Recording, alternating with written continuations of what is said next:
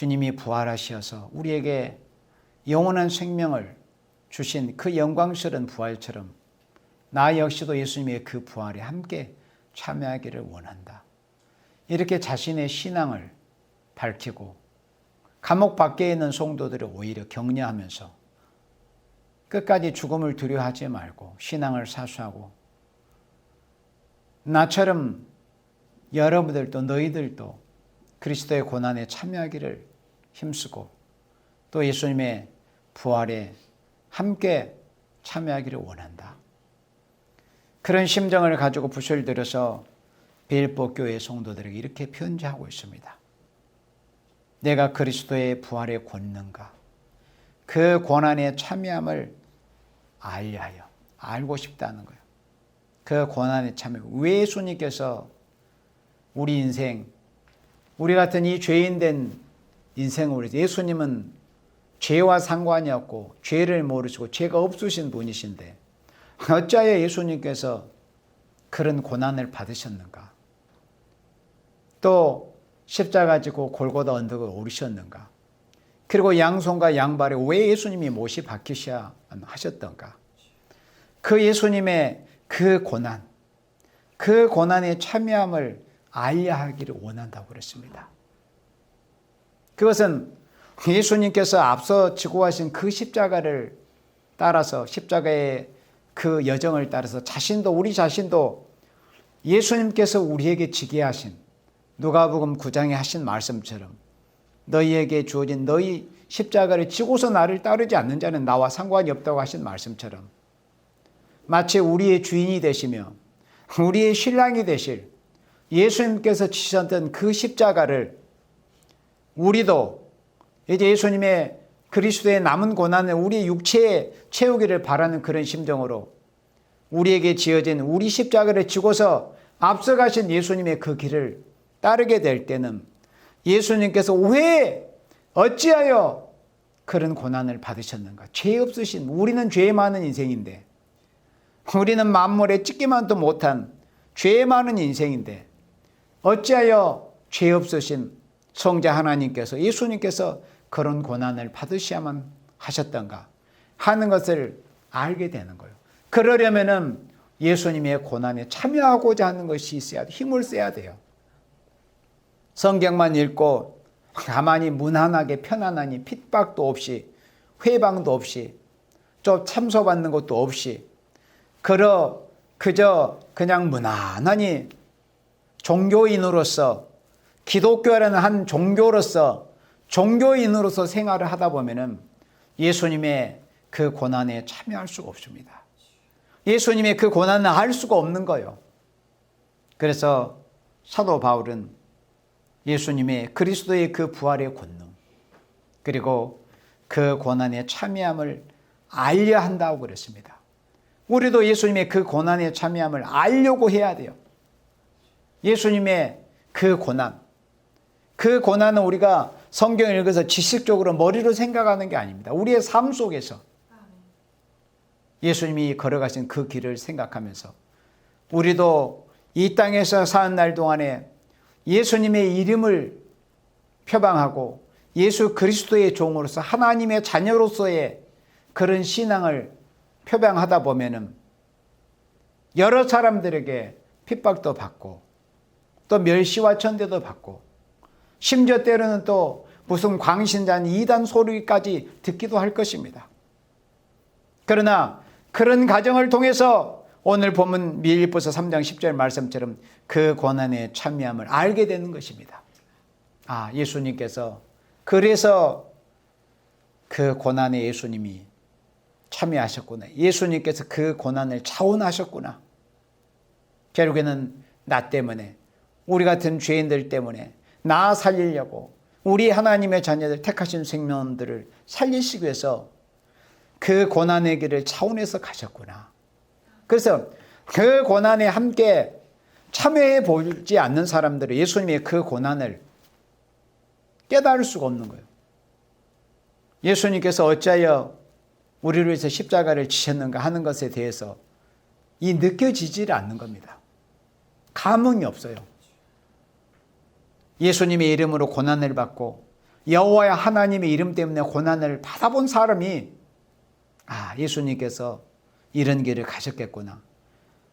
우리는 예수님이 그 받으신 그 고난에 비하면 1000분의 1, 10,000분의 1, 수억 분의 1도 안 돼요. 그렇지만은 조금은 느껴지잖아요. 예수님께서 이렇게 고난을 받으셨구나. 그러면은 여기 말씀에 고난에 참여함을 알려여 그의 죽으심을 본받아 그랬습니다. 아니 세상에 본받을 게 없어서 사람 죽는 것을 본받겠어요?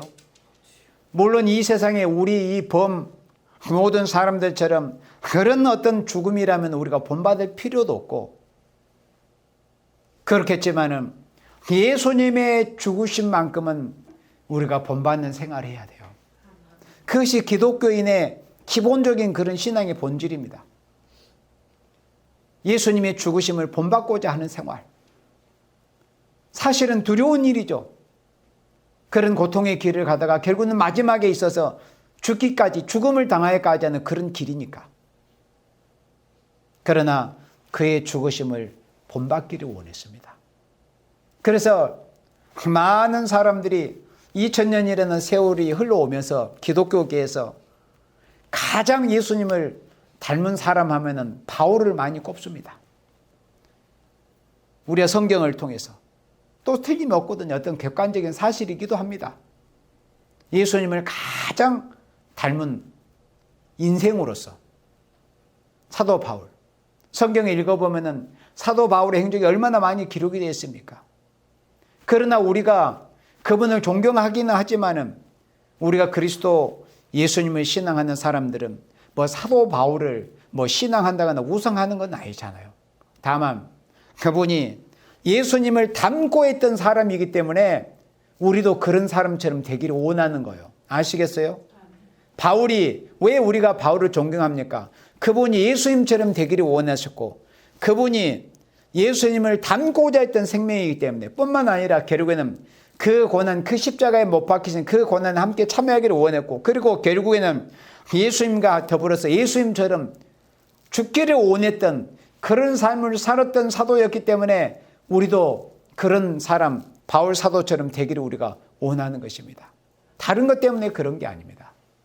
예수님을 닮고자 하는 사람들은 우리가 다 존경해야 될 사람들입니다. 바울뿐만이 아니에요.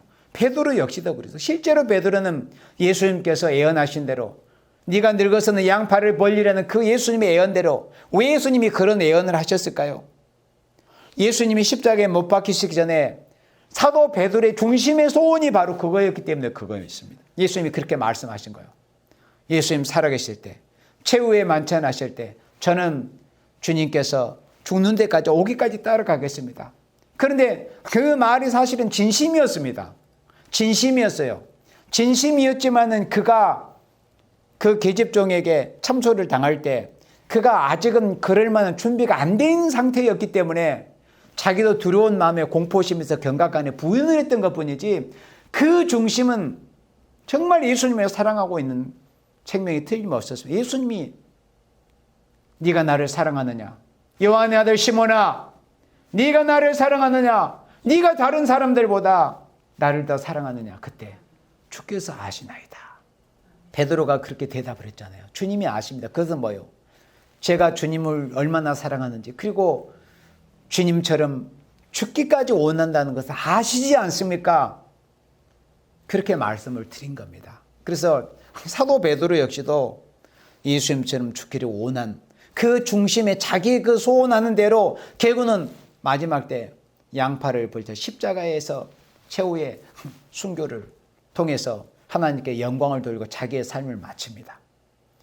그래서 정상적인 신앙, 성령의 은혜를 받고 정상적인 신앙을 가진 사람들은 누구라도 그렇게 유명한 사도 베드로나 사도 바울뿐만 아니라 여러분 모두 우리 모두가 정상적인 그리스도의 은혜를 받아서 정상적인 신앙생활을 하는 사람이라면은 다 조금씩은 차이는 있겠지만은 누구라도 예수님이 가신 그 길, 그 고난의 길이 어떠신가를 알기를 원하고 나도 우리도 그 고난에 참여하고 싶다는 왜?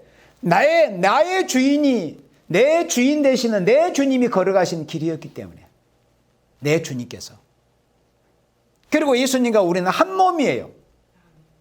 교회의 머리가 되신 분은 예수님이십니다.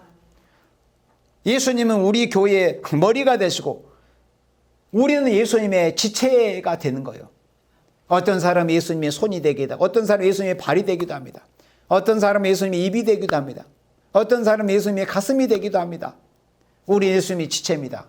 예수님과 우리는 떨어질 수 없는 관계입니다. 한 몸이기 때문에. 그렇다면 한 몸에 있어서 어느 한 지체가 이 새끼손가락에 고통을 당하고 아프면은 내 온몸의 아픔이 느껴지는 것처럼 예수님과 교회는 한 몸이에요. 그래서 머리 대신 예수님께서 그런 고난의 길을 가셨다면 마땅히 한 몸이 되고 지체가 된 교회도 정상적인 기독교, 정상적인 신앙인이라면 자신이 아직 준비가 되지 못해서 그렇게 하지 못할지언정 사도 베드로처럼 그런 길을 가기를 원하는 그런 마음을 가지게 됩니다. 그러니까 그 중심의 소원대로 결국에는 주님이 가신 그 길을 갑니다. 그것이 기독교의 역사였습니다. 그래서 예수님 부활 성천하신 이후에도 스데반 집사님을 시작으로 해서 수많은 그리스도의 종들이 예수님이 가신 그 길을 걸어가게 된 겁니다. 그 고난에 참여했습니다. 그 역사가 오늘날까지 이어져 오고 있어요. 그렇게 해서 최후의 삶을 마친 분들은 앞으로 첫째 부활에 참여하게 됩니다. 사도 바울이 바로 그걸 말씀한 겁니다. 그 고난에 참여함을 알리하여 그리스도의 죽으심을 본받아 예수님을 통해서 새 생명을 얻고 예수님을 통해서 생명의 은혜를 받은 생명들은 누구라도 그리스도의 죽음을 본받는 생활을 하고 싶은 거예요. 만약에 그런 생활을 하지 못하는 생명이 있다면 뭔가 예수님과 그 사람 사이에 막혀있기 때문에 막혔다는 증거이고 그 생명은 그런 은혜를 받아야 될 사람이라는 증거가 되는 거예요. 그리고 어떤 자신과 하나님 사이에 가로막혀있는 죄의 장벽이 아직도 무너지지 않고 있다는 것을 증거하는 겁니다. 그러나 정말 예수님과의 관계가 원만하고 열려있는 생명들이라면 정상적인 보혜사 성령의 은혜를 받고 있는 생명들이라면 내가 당장에는 그렇게 하지 못할지라도 나도 주님처럼 어떻게 하면 나도 예수님처럼 살 수 있을까? 사도 바울처럼 살 수 있을까? 사도 베드로처럼 최후의 내 생명을 주님처럼 그 십자가의 제단에 드릴 수 있을까? 그런 생각을 하게 되고 또 삶으로 그런 생각이 연결이 되는 겁니다. 그리고 마지막 최후에 있어서 결국은 순교로서 삶을 마치게 됩니다. 이 마지막 시대도 똑같습니다. 그의 죽으심을 본받아 11절에 어찌하든지 주의 죽은 자 가운데서 부활에 이르려 하노니. 자, 이 말씀은 지금으로부터 2000여 년 전에 바울이 로마 감옥에 갇혀 있을 때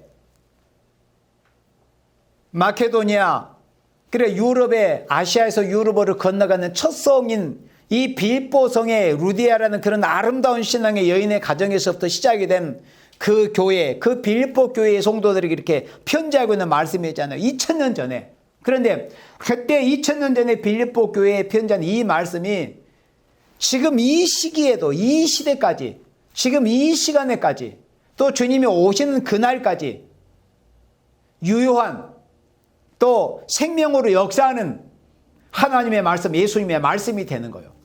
바울을 통해서 기록이 되기는 했지만 그러면은 어찌하든지 죽은 자 가운데서 부활에 이르려 한다고 했습니다. 죽은 자 가운데서 부활에 이르려 한다.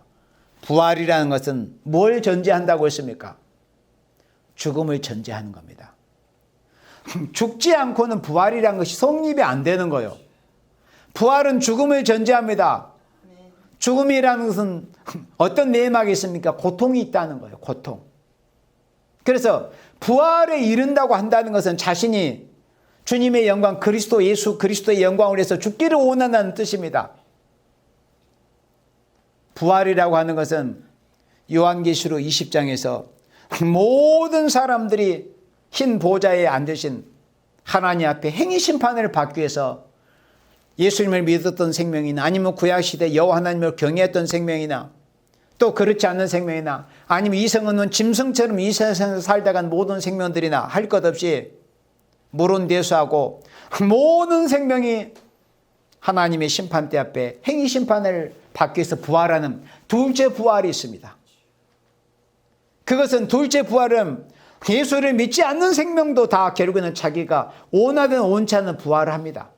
그러나 요한복음 5장에 있는 말씀처럼 악한 일을 행한 자, 선한 일을 행한 자 말고 예수 믿고 그리스도 안에서 선한 일을 행한 자 말고 하나님을 거역하는 생활, 그리스도를 대적했던 이런 생활을 했던 이런 악행을 저질러서 이 하나님 앞에 이제 부활을 받게 된 그 생명들은 결국은 심판의 부활로 부활하게 돼요.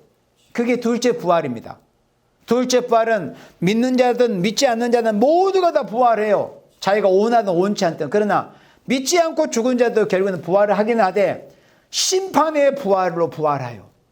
심판의 부활로 부활해서 결국은 유황 불못에 영원히 꺼지지 않는 그 하나님의 맹렬한 진노의 불길이 타오르는 세 세트로 고난을 받게 되는 그 유황 불못에 던지워지는 그런 심판을 받게 해서 둘째 부활을 받게 되지만은 예수 믿는 생명들은 일반적으로 예수 믿다가 평범하게 하나님의 부르심을 받아 하늘나라로 소천, 그러니까 낙원에 가서 대기하고 있던 생명들은 나중에 행위 심판 때 생명의 부활로 부활합니다. 그래서 이 세상에서 믿음 안에서 자기가 살 때 선한 일을 행한 것에 대해서 하나님 앞에 상급을 받아서 하나님 나라의 영원한 천국에서 자기의 그 기업을 누리게 됩니다. 그리고 그 다음에는 첫째 부활이 있습니다. 첫째 부활은 뭡니까? 이 첫째 부활은 하나님을 경외하지 않았던 또 예수님을 믿지 않았던 사람에게는 전혀 상관이 없는 부활이 첫째 부활인데 우리 그리스도인이라면은 아까도 말씀한 그 맥락과 똑같은 거예요. 일단 예수를 믿는 그 순간에는 예수님이 인격적으로 바로 만난 생명들은 누구라도 오늘 여기 본문의 말씀처럼 어찌하든지 죽은 자 가운데서 부활에 이르려 하노니 하신 이 말씀처럼 이 부활에 이르려고 한 이런 목표, 표대를 분명히 가져야 됩니다. 이 부활은 여기서 빌립보서 3장 11절에서 사도 바울을 통해서 기록된 이 부활의 이 말씀은 둘째 부활, 안 믿는 자들도 부활하는 이런 평범한 둘째 부활 행위 심판을 받기 위해서 받는 이런 부활이 결코 아니고 특수한 부활입니다. 첫째 부활이라고 해요. 요한계시록 20장에서 말씀하신 첫째 부활. 사도 바울은 어찌하든지 죽은 자 가운데서 부활이 이르려 하느냐. 바울은 또 바울뿐만 아니라 예수 믿지 않고 하나님을 경외하지 않았던 모든 사람들도 다 둘째 부활에는 원하든 원치 않은 부활을 한다니까요. 그러나 바울이 여기서 왜 부활을 강조했느냐? 어찌하든지 죽은 자 가운데서 부활에 이르려 한다 그랬습니다. 이것은 무슨 말씀이겠어요? 여기 10절 하반절에 그의 죽으심을 본받는다고 그랬어요. 그래서 이 사도 바울이 말씀한 그의 죽으심을 본받아 어찌하든지 죽은 자 가운데서 부활에 이르려 하노니 이 말씀은 평범한 둘째 부활이 아니고 안 믿는 자들도 부활하고 예수 믿었지만은 평범하게 원수들에게 죽임을 당하지 않고 자기의 수완을 다 누리고서 하나님의 부르심을 받아서 낙원에 가 있다가 나중에 천국이 이루어질 때 부활은 그 둘째 부활이 아니고 주를 위해서 고난을 받고 그 고난에 참여하면 알리하여 하신 이 말씀처럼 어떻게 하든지 예수님의 고난에 내가 참여를 해봐야 되겠다. 그래야 예수님이 왜 나 때문에 죽어주셨는가를 내가 알 수 있겠구나. 깨달을 수 있겠구나. 주님의 고난에 참여하기를 원하고 주님의 고난에 참여하는 생활을 하기를 원하다가 결국에는 이제 그 주님의 고난에 참여하는 그런 삶의 분량이 다 찰 때 결국에는 마지막이 무엇으로 이제 마무리를 되느냐면 죽음으로 마무리를 되는 거예요. 바울 역시도 베드로 역시도 다 그런 생활을 했습니다. 순교라는 것은 이 바울이 말씀하신 이 부활에 이르란다 이 말씀은 일단 예수님 우리가 만났어요. 예수님이 인격적으로 만나가지고 예수님이 어떤 분이신가 예수님이 어떻게 고난의 길을 걸어가셨는가, 예수님이 왜 십자가에 죽으셨던 것을 바로 알고, 그렇다면 나도 그런 생활을 해야 되겠다, 나도 그런 삶을 살아야 되겠다 하는 그런 생활, 그런 삶을 하다가 결국에는 그 생명이 하나님이 보시기에 첫째 부활에 참여할 만한 그런 생명으로 이제 하나님이 보여줬을 때, 그런 이 고난의 그런 분량이 다 채워졌을 때, 너는 이제 죽임을 당해도 순교자로서 첫째 부활에 참여할 수 있겠구나. 우리 예수님이 보실 때 그런 생명이 되었을 때 원수들한테 죽임을 당하는 이런 일이 있게 되는 거예요. 그렇게 해서 첫째 부활에 참여하게 되는데, 이 사도 바울은 자신이 그렇게 죽기를 원했어요. 어찌하든지 죽은 자 가운데서 부활을 이루려 한다. 이 말씀은 아까도 말씀했지만 이 부활이라는 것은 죽음을 전제하는 것이 부활인데, 이 부활은 일반적으로 하는 말로 사람들이 자연사라고 하잖아요. 자연사를 통해서 나중에 훗날 부활하는 이런 부활이 아니고, 이거는 특별한 죽음을 통해서 받는 부활이에요. 바울이 원했던 것은 모든 안 믿는 사람도 받을 수 있는 그런 둘째 부활이 아니라, 주님 때문에 주님의 이름을 위해서 주님의 복음을 전하다가 주님의 나라 건설을 위해서 힘을 쓰다가 일생을 순교적인 생활을 하다가, 그런 생활이 주님의 고난에 참여하는 생활이요, 그런 생활을 하다가 주님처럼 자신도 순교당하기를 원하는, 그래서 그 순교를 통해서 자신의 이 생명이 끊어지고 나서 나중에 우리 예수님 공중 재림하셨을 때 그때 올라오는 음성을 듣고 부활하는 그 부활 말이에요. 그 부활에 참여하기를 원했던 분이 바로 사도 바울이었습니다.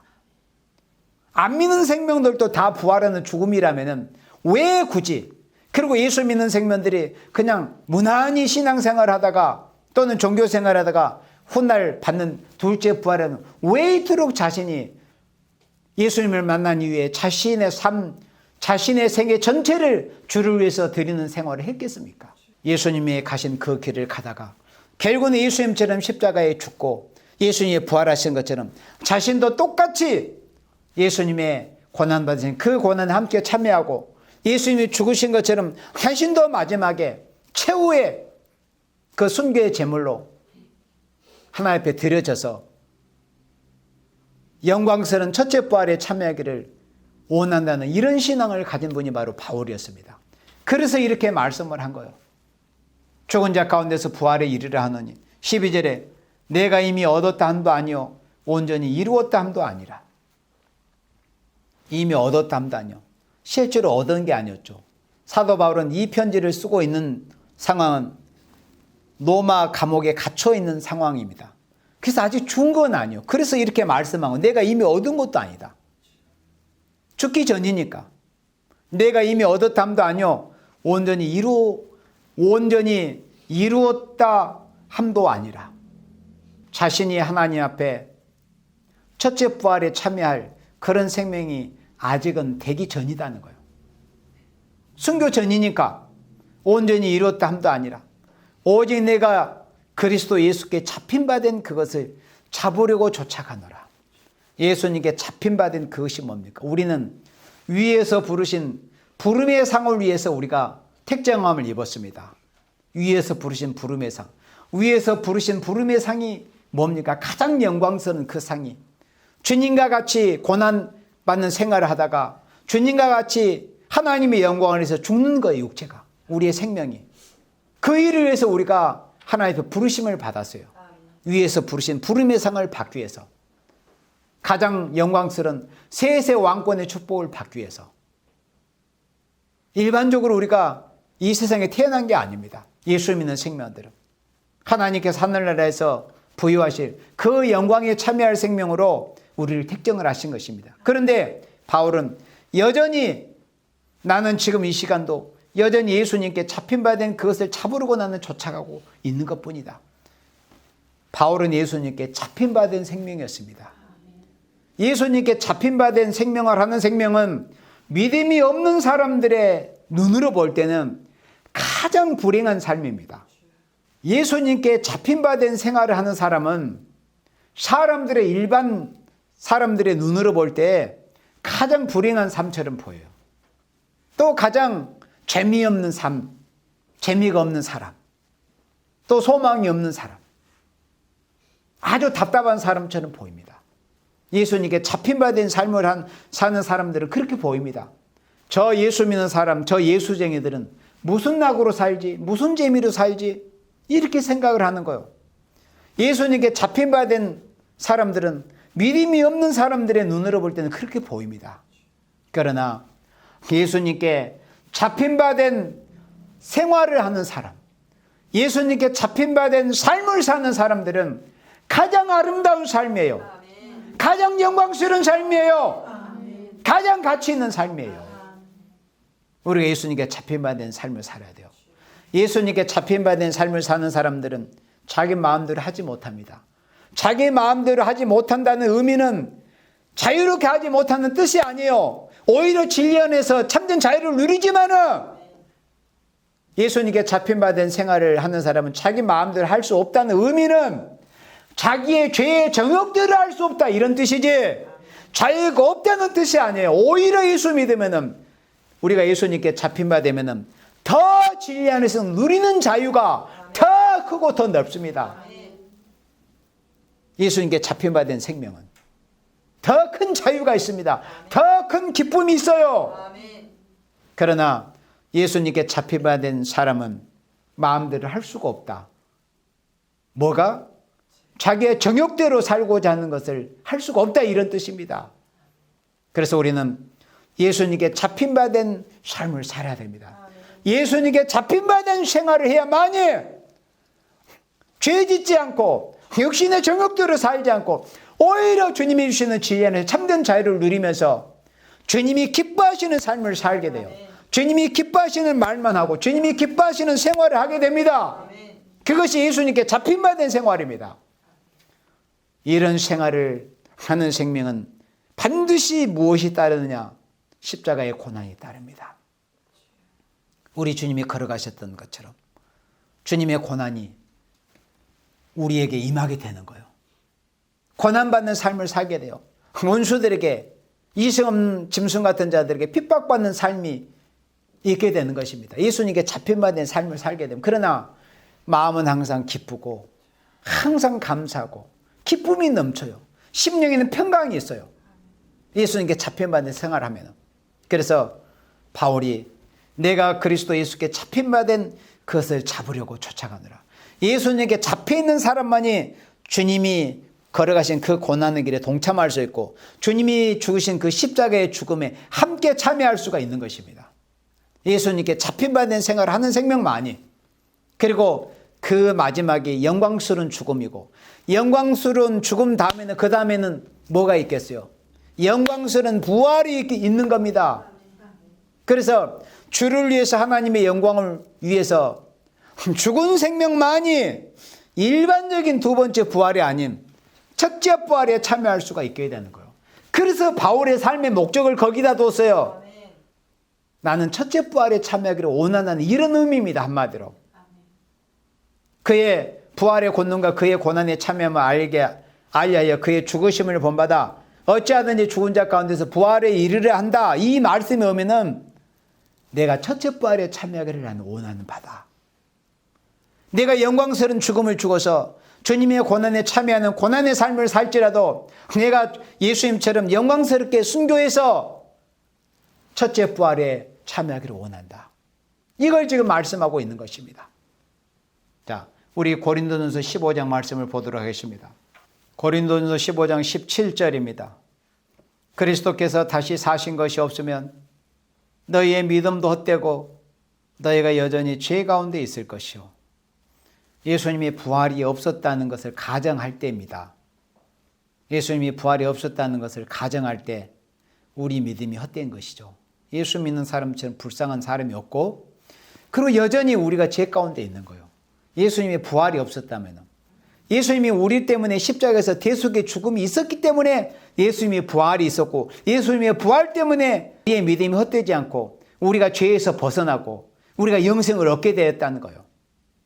그리스도께서 다시 사신 것이 없으면, 다시 사셨다는 것은 뭘 전제한다? 죽음을 전제한다는 겁니다. 죽음. 그런데 그냥 일반적인 죽음이 아니에요. 우리의 죄 때문에 대속의 죽음을 죽어주신 그 죽음, 십자가의 고난을 받으신 그 죽음이 있었기 때문에 예수님이 다시 사신 것입니다. 그러니까 예수님의 부활이 없었다면 우리가 죄 가운데 있다는 거예요. 그러면 부활과 죄와 무슨 상관관계가 있느냐 그거죠. 예수님의 부활과 우리의 죄와. 예수님의 부활이 없었다면 우리가 죄 가운데 있을 거라고 했잖아요. 이것은 예수님의 부활을 믿지 않으면 우리가 죄를 사함받을 수 없습니다. 예수님이 다시 사신 것을 우리가 믿는 믿음이 없다면 우리는 죄에서 벗어날 수가 없어요. 우리가 예수님께로부터 죄를 용서받을 수 없습니다. 예수님의 부활하신 것을 믿지 않는 사람은 아직도 죄를 사함을 받지 못한 상태였습니다. 왜 그렇습니까? 예수님의 부활은 십자가의 죄의 대속을 전제하기 때문에 그러는 거예요. 그래서 부활은 예수님의 십자가 떼어놓을 수가 없습니다. 예수님의 부활은 바로 십자가의 죽음을 상징하는 거예요. 그래서 다시 사신 것을 믿지 않는 자들이 여전히 죄 가운데 있다는 의미는 예수님의 십자가의 대속을 믿지 않는다는 의미이기 때문에 그러는 거예요. 그래서 예수님이 부활하신 것을 행여라도 믿어지지 않는 사람은 그 생명은 여전히 죄 가운데 있는 생명들입니다. 예수님께서 죄인된 우리 인생 때문에 죽어주셨다는 것이 믿어지지 않는 생명이에요. 그래서 예수님의 부활을 믿지 않는 생명은 여전히 죄 가운데 있다고 그랬습니다. 이것은 가정입니다, 물론. 그러나 우리는 예수님이 다시 사신 것을 믿습니다. 예수님이 부활하신 것을 믿습니다. 그럼 그렇다면 우리는 이제는 더 이상 죄 가운데 있지 않습니다. 우리는 죄에서 자유함을 얻었어요. 당장 가정에서 하나님이 우리를 부르신다 할지라도 우리는 낙원 고쳐서 부활해서 영원히 천국 갈 수 있습니다. 왜? 예수님의 부활을 믿기 때문에. 그 다음 18절에 또한 그리스도 안에서 잠자는 자도 망하였으리니 만약 예수님이 부활이 없었다면, 예수님이 다시 사신 것이 없었다면 예수 믿고 죽은 사람들 말이에요. 그리스도 안에서 잠자는 자라는 말씀은 예수 믿고 죽은 사람을 가리킨 겁니다. 육체가 죽은 사람들. 그 사람들은 그냥 망했다는 거예요. 그걸로 영원히 죽음으로 들어갔다는 의미입니다. 어떤 것을 전제로 가정한다면, 예수님의 부활이 없는 것을 가정한다면 얼마나 슬픈 일입니까? 그리고 19절에 만약 그리스도 안에서 우리의 바라는 것이 다만 이생뿐이면, 그래 금생, 이생뿐이면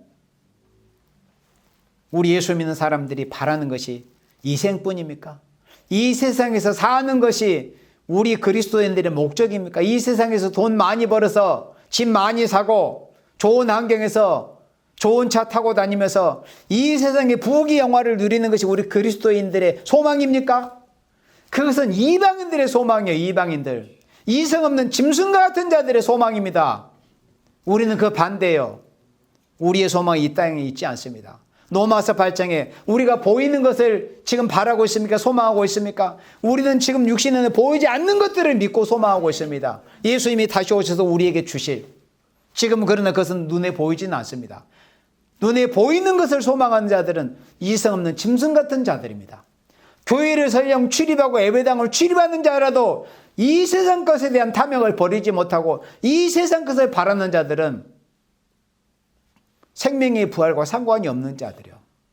주님이 오셔서 이후에 주실 그 영광에 참여하지 못할 생명들이기 때문에 이 세상 것에 대해서 탐욕을 버리지를 못하는 거라고 했습니다.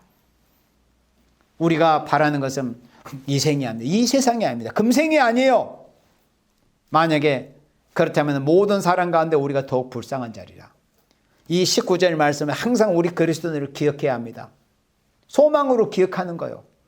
그리스도 안에서 우리의 바라는 것이 다만 이 세상뿐이면 모든 사람 가운데 우리가 더욱 불쌍한 자일 것이지만은 이거는 가정입니다. 만약 예수님의 부활이 없다는 것을 전제했을 때요. 그러나 예수님 부활하셨습니다. 2000년 전에 실제로 부활하셨잖아요. 우리에게는 모두가 다 예수님의 부활의 증거가 내 안에 있고 여러분들한테 있어요. 이 세상에 어떤 핍박과 해방이 있을지라도 예수님이 부활하셨다는 것에 대해서 우리가 부인할 수 없는 신앙을 가지고 있습니다. 그게 우리 그리스도인의 소망입니다. 20절에 그러나 이제 그리스도께서 죽은 자 가운데서 다시 살아 잠자는 자들의 첫 열매가 되셨다. 예수님의 부활의 첫 열매가 되셨습니다. 그리고 예수님의 본보기로 부활하신 거예요. 죽으셨다가 실제로 죽으셨다. 그래서 예수 믿고 죽으면 누구든지 다 생명의 부활을 한다. 그리고 오늘 본문의 빌립보서 3장에 바울이 소망했던 그 부활은 일반적인 부활이 아니라 예수님처럼 영광스러운 부활. 예수님은 만왕의 왕으로 부활하셨잖아요. 그와 같이 바울도 예수님의 고난에 참여하는 삶을 살다가 걔도 예수님처럼 죽기를 원했고, 그리고 부활할 때 예수님처럼 영광스러운 부활을 하기를 원했던 겁니다. 그걸 목적으로 하고 있었습니다. 우리 역시도 첫째 부활에 참여하기를 우리가 소망을 해야 됩니다. 그렇다면 이 마지막 시대의 첫째 부활에 참여하는 소망이 뭐냐 할 때, 우리는 실제로 바울이나 베드로처럼 육체가 죽임을 당하는 것으로 순교에서 끝이 나는 것이 아니라, 이 베드로와 바울 같은 분들은, 주기철 목사님 이런 분들은 이런 고난의 생활을 하시다가 이 마지막 고난의 마지막 정점 마무리에서 육체가 죽임을 당하는 순교로서 예수님처럼 영광스러운 죽음을 맞이했어요. 그러나 잘 들어보세요 여러분들. 이 마지막 시대 첫째 부활에 참여하는 한 부류가 또 있어요. 이 마지막 시대에 여러분들 들으시면서 계시록 20장 찾아보세요. 이 마지막 시대에 첫째 부활에 참여하는 한 부류가 또 있단 말이에요. 우리는 존경하는 사도 바울이나 존경하는 사도 베드로처럼 고난받는 그런 생활을 하다가 순교로서 끝을 맞는 것이 아니라, 우리는 이 세상에서 육체가 살아있으면서 여러분들 다 찾으셨죠? 요한계시록 20장 4절 보세요. 또 내가 보좌들을 보니 거기 앉은 자들에서 심판하는 권세를 가졌더라. 내가 보니 예수의 증거와 하나님의 말씀을 인하여 목배임을 받은 자의 영혼들과, 이분들이 누굽니까? 베드로나 바울이나 또 손양원 목사님이나 이런 분들이에요.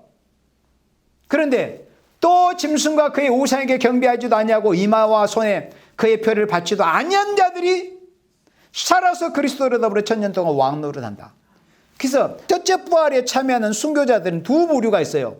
실제로 육체가 죽어서 순교적인 생활을 하다가 그 순교의 생활의 분량이 차서 실제로 육체가 죽임을 당한 베드로, 바울, 손양원 목사님 이런 분들처럼 이런 한 부류의 첫째 부활에 참여하는 부류가 있고, 그 다음에 여기 20장 4절에 보면 짐승과 그의 우상에게 경배하지 않는 것, 이마 손에 표를 받지도 아니한 자들, 또 한 부류가 있어요. 이 부류를 우리가 변화송도로 갑니다. 왜? 육체가 3일 반 쓰러지기는 쓰러졌지만 썩지 않고 몸이 변화돼서 들림을 받을 것이기 때문에, 육체가 죽임을 당했지만, 육체는 분명히 생명력적으로 죽임을 당했지만 그 영혼을 하나님이 거두어 가시지 않는 상태예요.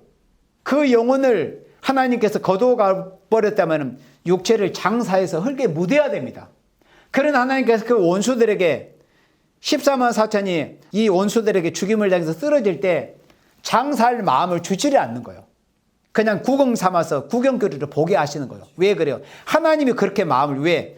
그들의 영혼을 하나님이 그 육체에서 거두어 가지 않기 때문에, 그러니까 육체는 생물학적으로 죽임을 당했지만 그 영혼을 하나님이 거두어 가시지 않는 상태가, 그러니까 실제로는 죽지 않는 거예요. 육체가 죽임을 당했기 때문에 3일 반 육체는 죽었어요, 실제로. 그래서 첫째 부활이라고 한다고 그랬어요. 그런데 이 첫째 부활에 참여하는 자들은 어떤 길을 가느냐면은, 살아서 산순교의 생활을 하다가 결국은 마지막에 3일 반 쓰러지는 이런 일이 있게 되는 거예요. 앞서간 우리 믿음의 선진들처럼 산순교적인 생활하고 그 고난의 분량에 차가지고 그는 목뱀을 당하기도 하고 맞아 죽기도 하고 톱에 켜움을 당하기도 하고 이런 분들도 있지만은, 그러나 이 마지막 때에 짐승과 그의 우상에 경배하지 않는다는 건 오늘이란 날에, 그러니까 이 말씀은 이후에 뭐 이루어지고 이런 뜻이 아니에요. 후 3년 반에 짐승의 표가 실제로 나왔을 때 그때 표를 받지 않았다고 해서 이 첫째 부활에 참여한다는 뜻이 아니에요. 그때 표를 받지 않는 자들은 요한계시록 13장 15절의 말씀을 며칠 후에 죽임을 당한 아무 의미 없는 불행한 죽음을 당할 뿐이지만은, 짐승의 표, 짐승의 사상을 받아들이지 않기 위해서 순교적인 생활을 했다는 것 때문에 하나님 앞에 인정받는 하나님이 인을 맞고, 인정받은 표 하나님이 인을 맞아서 3년 반 동안 이제 다시 예언하는 증거를 하다가 사흘 반 쓰러졌다가 걔는 올라오는 음성을 듣고 휴거받는 이런 종들을 가리킨 겁니다. 그렇다면 이 말씀은 먼 훗날 이루어진 것이 아니라 이런 삶은 이 시간도 우리에게 지금 이루어지고 있는 생활이 돼야 돼요. 짐승의 사상, 무신론 사상, 유물적 사상을 공산 사상을 받아들이려고 하지 않는, 그 사상을 받아들이려고 하지 않을 이런 이 신앙과 사상을 가졌을 때는 부득불 싸워야 되고 불이익을 당할 수밖에 없어요. 이제 이런 일들이 더 이제 혹독하게 이제 우리한테 휘몰아칠 겁니다. 저 짐승의 사상, 유물적 사상을 받아들이려고 하지 않을 때, 그런 교회가 될 때, 그런 신앙을 가질 때 이제 원수의 세력들이 우리를 더 압박하는 일이 있게 될 것이란 말이에요. 그들을 말씀했어요. 짐승과 그의 우상에 경배하지 머리를 숙인다는 그 정책에, 그 유물적 정책에 머리를 숙인다, 이런 뜻입니다. 짐승과 그의 우상에 경배한다는 뜻은 유물적 정책에 동조한다. 그러나 그의 우상에게 경배하지도 않는다는 뜻은 그 유물적 정책에 동조하지 않고 오히려 그런 정책과 더불어서 반해서 싸운다는 의미예요. 이런 생명들이 결국에는 산순교적인 생활을 하는 것으로 인정을 받아가지고 결국에는 이제 3일 반 동안 쓰러지는 일이 있게 됩니다. 이런 생명들이 되어야 입맞은 종들이 되어, 그래서 여기 20장 6절에 이 첫째 부활에 참여하는 자들은 복이 있고, 실제로 육체가 목뱀을 받아가지고 바울이나 손양원 목사처럼 원수들에게 죽임을 당해서 순교했다가 부활하는 생명들도 있을 것이지만, 이 마지막 시대에 그 짐승의 사상을 받아들이지 않기 위해서 우리가 순교적인 생활을 하는 생명들 또한 이 첫째 부활에 참여하게 된다, 이런 말씀입니다. 그러니까 산순교를 한다, 이 뜻이요. 산순교. 육체가 죽는 순교가 아니고, 육체는 살아있지만은 우리가 삶 속에서 살아있는 순교 생활을 하는 생명들이 이 영광스러운 첫째 부활에 참여하게 된다. 그래서 여기 보면에 이 첫째 부활에 참여하는 자들 복이 있고 거룩하도다. 둘째 사망이 그들을 다스리는 권세 갖고 도리어 그들이 하나님과 그리스도의 제사장이 되어 1000년 동안 그리스도로 더불어 왕노를 하리라. 이런 부활에 참여하고 싶지 않습니까, 여러분들? 그래서 예수님을 바로 만난 생명들이라면 누구라도 설령 자신이 그런 분량이 차지 못해가지고 이 첫째 부활에 참여하지 못할지언정 누구라도 예수님을 바로 만나고 예수님의 권한을 바로 알고 예수님의 영광스러운 부활의 의미를 바로 안다면은 누구라도 사도 바울처럼, 사도 바울뿐만이 아니라 누구라도 사도 바울처럼 이렇게 영광스러운 첫째 부활에 참여하기를 원할 겁니다. 이런 표대, 이런 목표를 분명히 가질 겁니다. 우리 역시도 이 영광스러운, 이 복이 있고 거룩한 이 첫째 부활에 참여하기를 원하는 이런 신앙을 가지고 주님이 오시는 그날까지 우리의 삶이 예수님의 고난에 참여하기를 원하는 삶, 그리고 예수님처럼 영광스러운 죽음을 죽기까지 이제 우리는 죽어서 순교하기를 목표하는 것보다 산순교 생활을 하다가 나중에 우리의 다시 예언의 증거를 마치고 사흘 반 쓰러지는 그 죽음을 당하는 그 우리의 신앙의 여정을 목적을 하고 우리는 가야 됩니다. 그래서 우리도 바울처럼 첫째 부활에 참여하기를 원하는 생명이 됩시다. 아멘.